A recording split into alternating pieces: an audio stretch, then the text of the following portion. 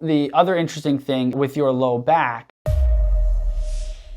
so a lot of people have come to us like this, but when somebody does an anti-inflammatory test, right? So they do 2 weeks or 4 weeks of whether it's ibuprofen, Motrin, anything like that, and they don't see a big response, usually that keys me into there's something going on with more the peripheral nerves or the central nerves, but more often than not, it's the more peripheral nerves.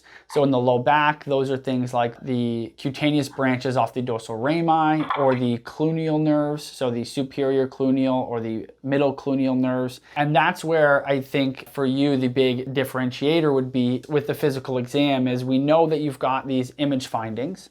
And we know that disc extrusions and things like that can be painful, but there's also enough literature out there to show that they don't always have to be painful. There are lots of people who are pain-free and have disc extrusions on their MRI, and so it's not a for sure thing that those are the things that are causing you pain.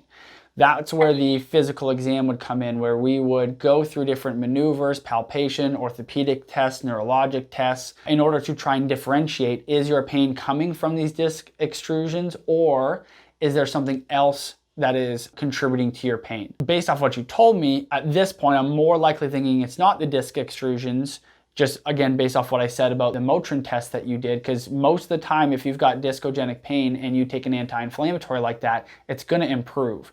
And it may not resolve, but usually patients are gonna have, more than 50% improvement in their pain while they're taking the Motrin. And so that's always a nice thing, at least in your case, because if it's not the discs, those are a lot easier to treat and manage because, again, the discs are deeper, they can be more problematic, a little bit harder to treat. So that's always a good thing out of your case so far, as it sounds like it's not the discs. Again, it still could be, but that's where the physical exam would come in.